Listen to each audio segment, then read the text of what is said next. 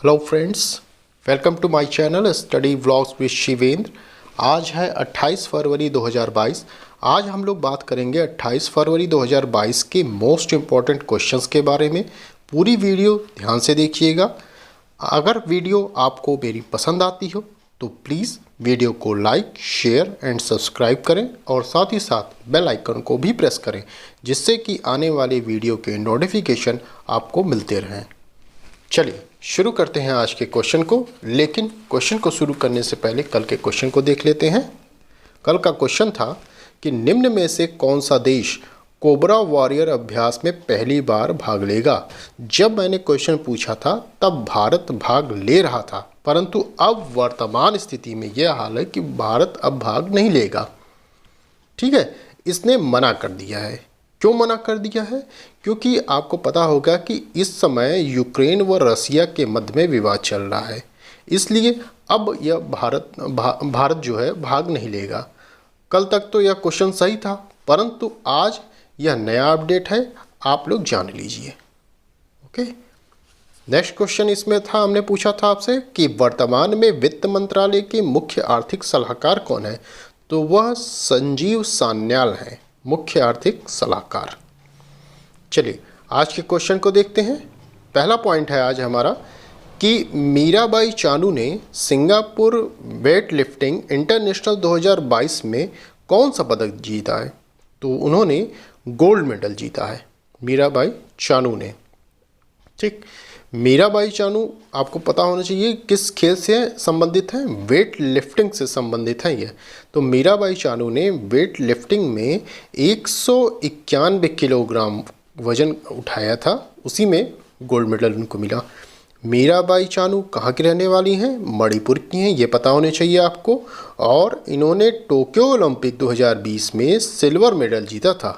ठीक, ये भी आपको पता होना चाहिए क्योंकि ये लेटेस्ट मैटर चल रहे हैं इस समय मीराबाई चानू के। तो इनके संबंध में जो जो इम्पोर्टेंट फैक्ट्स हैं आपको पता होना चाहिए, कभी भी एग्ज़ाम में पूछा जा सकता है। यह मान के मत चलिए आप कि 6 महीने का ही करंट अफेयर्स आएगा, ये पीछे से भी क्वेश्चन आपका बनाया जा सकता है। यदि मीराबाई चानू अगर लेटेस्ट वर्तमान में कोई इम्पोर्टेंट न्यूज़ उनके संबंध में कोई आई है, तो उनके संबंध में जो पुरानी न्यूज़ है जैसे टोक्यो ओलंपिक संबंध, तो ये भी पूछा जा सकता है। ठीक, तो आप तैयार रहिएगा।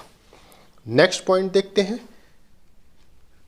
अंतर्राष्ट्रीय आईपी सूचकांक 2022 में कौन सा देश शीर्ष पर है। तो वह है USA, United state of America, यह शीर्ष पर है। ठीक है, अंतर्राष्ट्रीय आईपी सूचकांक का मतलब क्या है कि अंतर्राष्ट्रीय बौद्धिक संपदा सूचकांक, ये है इसका मतलब है। ठीक है, तो उसमें ये पूछा जा रहा है कि अंतर्राष्ट्रीय बौद्धिक संपदा सूचकांक में कौन सा देश शीर्ष पे है। तो वह यूएसए है। भारत का स्थान क्या है? तो वह 43वां स्थान है। जारीकर्ता कौन है? तो ग्लोबल इनोवेशन पॉलिसी सेंटर द्वारा इसे जारी किया गया है। ये इंपॉर्टेंट है। देखिए, जारीकर्ता आप हमेशा याद रखिएगा, जो सभी का नहीं सूचकांकों का, जो इम्पॉर्टेंट आपके सूचकांक हैं उनके जारीकर्ता का नाम आप याद रखेंगे, पहली चीज़। दूसरी चीज़ कि जो शीर्ष पर हैं उनका नाम याद रखेंगे। तीसरी चीज़ कि भारत किस स्थान पे है यह याद रखेंगे। और चौथी चीज़, यदि आपको याद हो सके तो अंतिम में कौन सा स्थान था, कौन सा देश है, यह याद रखेंगे। अगर चौथा याद हो सके तो। चौथे में कभी कभी क्रमबद्ध मिलाने के लिए दे देता है, इसमें से बताइए कौन कौन से सही हैं, तो उसमें थोड़ा सा प्रॉब्लम होती है। तो उसमें आप देखिए कितने देशों ने भाग लिया, तो लास्ट में जो देश होगा उतने लोगों ने भाग लिया है। तो चौथा अगर याद हो जाए तो ठीक है, नहीं तो 3 तो मोस्ट इंपॉर्टेंट आपको याद करना ही है। ठीक, इसमें सूचकांक में बात कर रहा हूँ मैं। अब देखिए सूचकांक आया है, तो सूचकांक के विषय में थोड़ा सा जान लेते हैं कि अन्य विगत दिनों में हमने कौन कौन से सूचकांक को पढ़ा है। तो लोकतंत्र सूचकांक, इसमें लोकतंत्र सूचकांक 2021 में कौन सा देश शीर्ष पे? नॉर्वे है। भारत 46वें स्थान पे है। भ्रष्टाचार धारणा सूचकांक, इसमें डेनमार्क व फिनलैंड शीर्ष पर हैं। भारत 85वें स्थान पे है।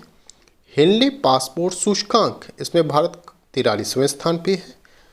और स्वास्थ्य सुरक्षा सूचकांक, इसमें भारत 66वें स्थान पे है। ठीक है, चलिए नेक्स्ट पॉइंट देखते हैं। किस बैंक ने union MSME RuPay credit card launch किया? तो वह यूबीआई बैंक ने लॉन्च किया। क्या? Union MSME RuPay credit card launch किया। किसने? यूबीआई ने। यूबीआई का मतलब कि यूनियन बैंक ऑफ इंडिया, यह एक बहुत पुराना बैंक है, आप जानते होंगे। तो इस बैंक ने यह क्रेडिट कार्ड लॉन्च किया है। चलिए नेक्स्ट पॉइंट आप देखते हैं हम लोग। एक्स धर्म गार्जियन 2022 का अभ्यास किन दो देशों के मध्य हुआ है? मोस्ट इंपॉर्टेंट आपका सैन्य अभ्यास है, ये आप जानते रहिए, ये अधिकतर पूछा जाता है। तो एक्स धर्म गार्जियन, तो यह भारत और जापान के मध्य हुआ है। और कहाँ हुआ है यह भी याद रखिएगा, यह बेलागवी कर्नाटक में हुआ है। ठीक है, यह कर्नाटक में हुआ है। अब देखिए अन्य अभ्यास को भी देख लेते हैं जो हम लोगों ने पढ़े हैं विगत दिनों में। इससे क्या होगा कि आप जब जब कोई अभ्यास आएगा, दिवस आएगा, ब्रांड एम्बेसडर आएंगे, पुरस्कार मिले रहेंगे, नियुक्ति होगी, ये बार बार तब आप कोई आता है लेटेस्ट आप पढ़ रहे हैं, ये सब चीज़ें आएंगी, तो पुरानी जो चीज़ें हैं उनको भी रिवाइज कर लीजिए। कम से कम यहाँ तक कोशिश करिए कि अगर आप फरवरी का मंथ का पढ़ रहे हैं तो 1 फरवरी से तो जितने भी पुरस्कार या जो भी आपके ये एंड्रॉयड में चलते हैं ऐप्स के बारे में या ब्रांड एम्बेसडर के बारे में या किसी अन्य चीज़ें जो उससे संबंधित हैं उनको एक साथ आप पढ़ लीजिए। ठीक है, चलिए देखते हैं अन्य अभ्यास को। तो चीरू 2Q22 ये 2022 नहीं है, ये ध्यान रखिएगा। पिछली वीडियो में शायद मैंने 2022 बोल दिया था गलती से, तो वहाँ सुधार कर लीजिएगा आप। ये चीरू 2Q22 है, ठीक है, 2022 नहीं है, ये ध्यान दीजिएगा। तो इसमें रूस, चाइना व ईरान के मध्य अभ्यास हुआ है। पश्चिमी रडार XPL 2022 यह भारतीय नौसेना द्वारा अभ्यास किया गया। पासेक्स 2022 यह भारतीय नौसेना व रूस के मध्य हुआ अभ्यास है। ठीक, सी ड्रैगन 2022 यह USA, Australia, Canada, Bharat, Japan व दक्षिण कोरिया के मध्य हुआ अभ्यास है। Eastern bridge 6 most important Bharat व ओमान के मध्य हुआ है। कोबरा वॉरियर 2022 बहुराष्ट्रीय वायुसैन्य अभ्यास है। यह मिलन 2022 यह भारतीय नौसेना द्वारा किया गया अभ्यास है। ठीक है, इतने ये अभ्यास हैं हम लोगों ने पढ़े। नेक्स्ट देखते हैं पॉइंट। डिश टीवी का ब्रांड एम्बेसडर किसे बनाया गया है? तो यह ऋषभ पंत को बनाया गया है। क्रिकेटर हैं ऋषभ पंत, जिन्हें आप अच्छी तरह से जानते होंगे। डिश टीवी जो लगती है हमारे यहाँ टीवी जिससे चलती है। ठीक है, अब देखिए डिश टीवी का ब्रांड एम्बेसडर की बात आ रही है, तो अब जितने ब्रांड एम्बेसडर हम लोगों ने पढ़े हैं उनका रिवीजन कर लेते हैं। ब्रांड एम्बेसडर में देखिए बाटा इंडिया का कौन बना है ब्रांड एम्बेसडर? दिशा पटानी। गुड डॉट के नीरज चोपड़ा। रेणुबाई के राजकुमार राव। जैकब क्रिक्स के मिताली राज। बैंक ऑफ बड़ौदा के शेफाली वर्मा। मेडीबडी के अमिताभ बच्चन। उत्तराखंड सरकार, ये ध्यान दीजिएगा, उत्तराखंड सरकार में अभी अक्षय कुमार को बनाया गया है, परंतु ये दोनों वंदना कटारिया और ऋषभ पंत ये पहले से उत्तराखंड सरकार के ब्रांड एम्बेसडर हैं। ठीक है, तो ये तीनों नाम याद रखिएगा, अक्षय कुमार, वंदना कटारिया, ऋषभ पंत, ये तीनों आपके ब्रांड एम्बेसडर हैं। कहाँ के? उत्तराखंड गवर्नमेंट के। चलिए A23 गेमिंग शाहरुख खान। कृषि नेटवर्क के पंकज त्रिपाठी। एडिडास की मनिका बत्रा और बिहार के खादी और हस्तशिल्प की मनोज तिवारी को बनाया गया है। कुछ और होंगे जिनको देखते हैं हम। टाटा प्ले, टाटा स्काई से टाटा प्ले हो गया। टाटा प्ले का करीना कपूर व सैफ अली खान को बनाया गया है। बेटी बचाओ बेटी पढ़ाओ अभियान का तनिष्का कोटिया और रिधिका कोटिया दोनों बहनें हैं, इनको अभी हाल ही बनाया गया है। ठीक, चलिए नेक्स्ट क्वेश्चन देखते हैं। अभिषेक सिंह को राष्ट्रीय ई गवर्नेंस डिजाइन के प्रमुख के रूप में नियुक्त किया गया है। किसे नियुक्त किया गया? अभिषेक सिंह को राष्ट्रीय ई गवर्नेंस डिवीज़न के रूप में नियुक्त किया गया। ठीक है, अब देखिए राष्ट्रीय नियुक्ति की बात आई है तो विगत दिनों में जो नियुक्तियां हुई हैं उनको देख लेते हैं। राष्ट्रीय नियुक्तियां कौन कौन सी हुई हैं, तो होंडा कार्स इंडिया के अध्यक्ष भी नियुक्त हुए, तकुया तुसुमुरा इनका नाम था। फिर आर्थिक विकास संस्थान के निदेशक नियुक्त किए गए चेतन घाटे। HUL का गैर कार्यकारी अध्यक्ष नियुक्त किया गया अभी हाल ही में नितिन परांजपे को नियुक्त किया गया। ठीक, चलिए नेक्स्ट पॉइंट देखते हैं।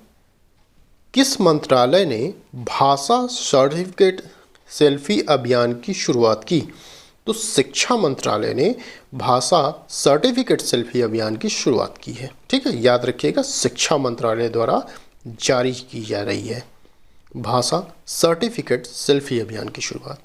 शिक्षा मंत्री कौन है, धर्मेंद्र प्रधान है। अब जिसकी शिक्षा से संबंधित हो रही बात, तो शिक्षा से संबंधित जो मैटर हैं आप उनको एक जगह ले लीजिए। शिक्षा मंत्री धर्मेंद्र प्रधान। अभी नई शिक्षा नीति पॉलिसी लागू की गई है, ये कितने वर्षों बाद आई, 34 वर्षों बाद आई है। सबसे पहले कब लागू की गई थी, इससे पहले 1986 में आई थी यह। और नई, अब क्वेश्चन ये बनता है कि नई शिक्षा नीति लागू करने वाला पहला राज्य कौन था, तो वह कर्नाटक था और दूसरा राज्य MP मध्य प्रदेश था।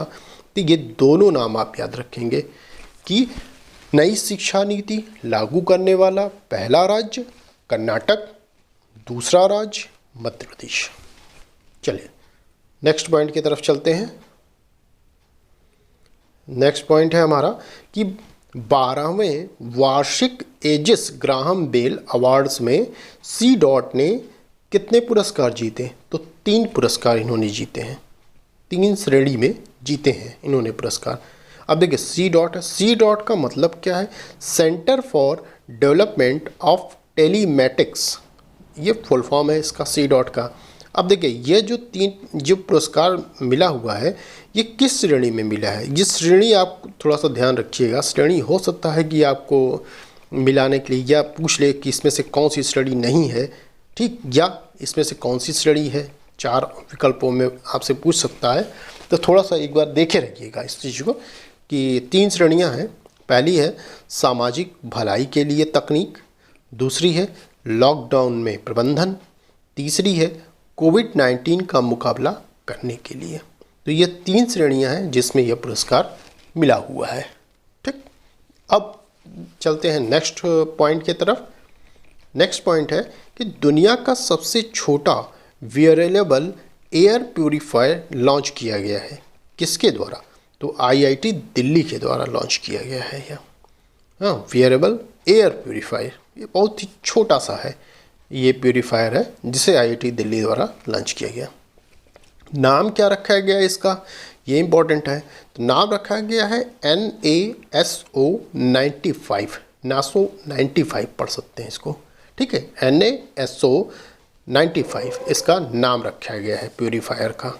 ओके, चलिए नेक्स्ट पॉइंट की तरफ चलते हैं। किस मुख्यमंत्री का अभी निधन हो गया, ये क्वेश्चन ऐसे भी पूछा जा सकता है आपका। ठीक, तो आप बताएंगे हेमानंद बिस्वाल का अभी हाल ही में निधन हो गया। अब ये क्वेश्चन पूछा जाता है कि कहाँ के ये पूर्व मुख्यमंत्री थे, तो ये ओडिशा के पूर्व मुख्यमंत्री थे। ठीक है, तो ओडिशा के पूर्व मुख्यमंत्री हेमानंद बिस्वाल का निधन हो गया। ठीक है, 2 प्रकार से क्वेश्चन पूछा जाता है, किस राज्य के मुख्यमंत्री का निधन हो गया, तो ओडिशा के, और किस मुख्यमंत्री का निधन हो गया, तो यह हेमानंद बिस्वाल का निधन हो गया है। जब लेटेस्ट आपका कोई भी एग्ज़ाम होगा तो ये पूछा जा सकता है। ठीक, जो भी जिनका निधन हो गया है। चलिए देखिए ओडिशा की बात आई है तो थोड़ा सा ओडिशा के विषय में जान लेते हैं। ओडिशा की राजधानी क्या है, भुवनेश्वर है। ठीक है, और मुख्यमंत्री कौन है, नवीन पटनायक हैं। झीलें कौन सी हैं, चिल्का झील यहाँ की मोस्ट इम्पॉर्टेंट झील है, ये याद रखिएगा। क्यों, क्योंकि भारत में खारे पानी की सबसे बड़ी झील है जो है वह चिल्का झील को माना जाता है। और क्या इम्पोर्टेंट है चिल्का झील के लिए कि यह 49 रामसर साइट, इस समय कितने रामसर साइट हैं, 49 रामसर साइट। तो 49 रामसर साइटों में पहला जो रामसर साइट है वो चिल्का झील ही बनी थी। पहली जो रामसर साइट चिल्का झील बनी थी, ये याद रखिएगा आप। और नेशनल पार्क कौन से हैं? तो सिमलीपाल राष्ट्रीय उद्यान यहाँ का इम्पोर्टेंट आपका राष्ट्रीय उद्यान है। लोक नृत्य की बात की जाए तो छाऊ लोक नृत्य यहाँ का इम्पोर्टेंट है। चर्चित स्थल की बात की जाए तो कटक है, जगन्नाथ मंदिर है, कोणार्क है और पारादीप है।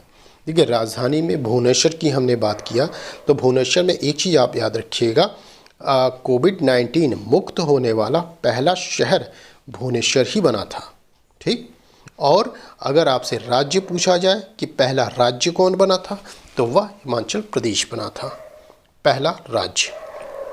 चलिए आज के क्वेश्चन को देख लेते हैं। आज का क्वेश्चन है, हिंदुस्तान यूनिलीवर लिमिटेड का मुख्यालय कहाँ स्थित है? तो आपके ऑप्शन है मुंबई, लखनऊ, नई दिल्ली, हैदराबाद। नेक्स्ट क्वेश्चन है, देवयातनम नामक अंतर्राष्ट्रीय सम्मेलन का उद्घाटन किसने किया है? आपके ऑप्शन हैं जी किशन रेड्डी, गिरिराज सिंह, अमित शाह, निर्मला सीतारमण। तो बस ये थे आज आपके टॉप 10 क्वेश्चन। आई होप आपको वीडियो पसंद आई होगी। यदि वीडियो पसंद आई हो तो प्लीज़ वीडियो को लाइक, शेयर एंड सब्सक्राइब करें और साथ ही साथ बेल आइकन को भी प्रेस करें, जिससे कि आने वाले नोटिफिकेशन आपको मिलते रहें। देखिए, ये तो हो गया करंट अफेयर। अब हमने जनवरी करंट अफेयर जो था तीन पार्टों में हमने डिवाइड किया था। पहले भी मैंने आपको बताया है कि पार्ट फर्स्ट आपका 1 जनवरी से 10 जनवरी, पार्ट सेकंड जो है वो 11 जनवरी से 20 जनवरी और पार्ट थर्ड 21 जनवरी से 30 जनवरी तक का हमने कवर कर लिया है। अब समराइज़ करके तीनों पार्ट को मैं जनवरी की मोस्ट इम्पॉर्टेंट 50 क्वेश्चंस को ला रहा हूँ। तो कोशिश करूँगा कि 28 तारीख मतलब आज की डेट में दोपहर में हो सकता है कि आपको इसकी वीडियो मिल जाए। इसके बारे में पहले ही आपको पता चल जाएगा प्रीवियस के माध्यम से। ठीक, तो कोशिश करिएगा देखने की। अच्छा, 50 क्वेश्चन ज़रूर आप देखिएगा, क्योंकि कोई भी एग्ज़ाम आप देने जा रहे हैं तो ये वीडियो ज़रूर देख के जाइएगा आप। ठीक, तो बस आज के लिए इतना ही। Thank you.